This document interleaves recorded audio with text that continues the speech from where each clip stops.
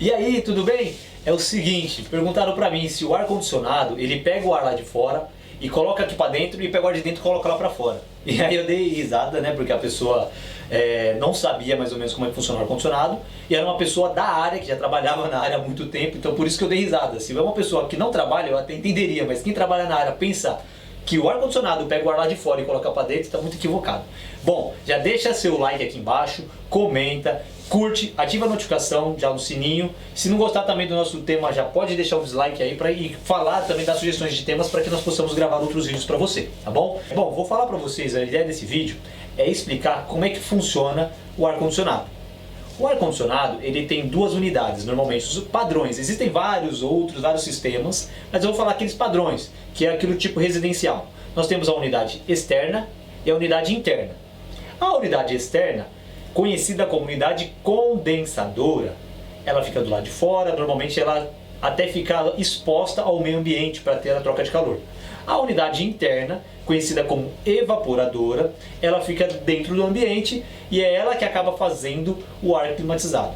Vamos falar um pouquinho sobre como é que funciona o ciclo da refrigeração. Basicamente são 4 componentes principais. Você tem o compressor, você tem o evaporador, você tem o dispositivo de expansão e você tem o condensador. Esses 4 componentes em todo o sistema de ar-condicionado, inclusive a geladeira, trabalha nesse formato. Tá? Desde que a refrigeração, todos trabalham nessa situação, com esses 4 componentes principais. Existem outros componentes a mais, em outros sistemas mais avançados, mas esses 4 componentes é a base de toda a refrigeração. Quando eu falo dos 2 principais que todo mundo conhece, o principal é o evaporador, que é aquilo que todo mundo vê, o condensador, que é o que fica fora, o compressor normalmente fica na unidade condensadora, que é do lado de fora, e a maioria das pessoas só sabe que existe um compressor quando dá problema e tem que trocar, que fala, nossa, que bicho caro. É basicamente o coração de todo o sistema de ar-condicionado. Bom, vamos falar como é que funciona o evaporador. O evaporador, ele insufla o ar, normalmente no tipo high wall, que é aquelas caixinhas mais padrões aí que o pessoal usa no mercado. Esse modelo high wall, ele insufla o ar por baixo e retorna o ar por cima. Ué, ele não pega o ar lá de fora? Não, ele insufla o ar por baixo e o ar do próprio ambiente retorna por cima. E aí ele tem um filtro para evitar que poeiras e tudo mais entre de volta no sistema e ele jogue bactérias e fungos nas pessoas. Então ele insufla por baixo, retorna por cima. Certo? Esse mesmo ar que está ali, ele vai recirculando. Ah, eu espirrei. Uf, beleza, espirrei no ambiente, ele vai pegar aquele ar com um espirro, vai jogar por baixo e puxar por cima. Jogar por baixo e puxar por cima e acabou. Não tem renovação de ar, ele não pega o ar de fora. Pô, mas como é que ele faz então para pegar o ar aqui que está a 30 graus e fazer ele ficar com 24? Basicamente, existe uma serpentina, que a gente chama de evaporador. Basicamente a serpentina, normalmente ela é de cobre ou de alumínio, e aí passa fluido refrigerante ali dentro, certo? O fluido passa ali, vamos pegar um exemplo didático, a 5 graus de temperatura. Então vamos fazer uma comparação. Se aqui fora eu tenho 30, aqui eu tenho 5, eu tenho 25 graus de diferença de temperatura. A gente tem um ventilador que vai jogando esse ar aqui, jogando o ar que está retornando para dentro da serpentina. A serpentina está a 5 graus, então automaticamente esse ar que passa pela serpentina a 5 graus na frente vai sair com uma temperatura menor do que a que entrou. Se ele entra aqui com 30, se ele vai pegar aqui, ele entrou com 30 graus, né, ele voltou com 30 graus, só que aqui está 5. Teve uma troca de calor, porque teve essa transferência, vai sair aqui na frente com 28. Vem de novo esse ar, 27, vem de novo, 26, de novo, 20, 25, 24 e atingiu o set point de configuração. Então é assim que ele faz, tá?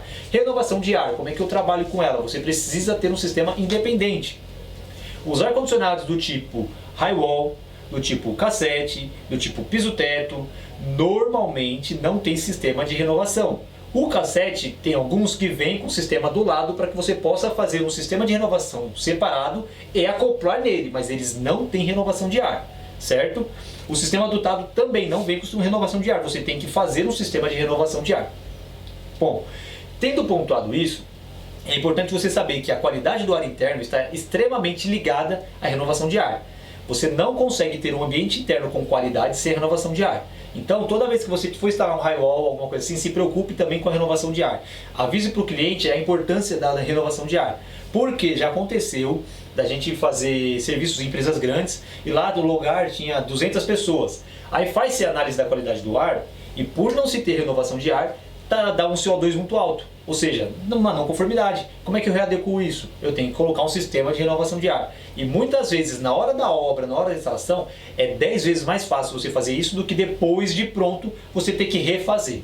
Então, se você já sugere isso aí para o cliente lá no começo, o custo que ele vai ter de instalação é muito menor do que depois que está tudo pronto, certo? Bom, continuando falando sobre o funcionamento. O que aconteceu com esse fluido refrigerante que estava passando a serpentina? Que ele estava entrando a 5 e aí ele sai retornando lá para o condensador a 17 graus.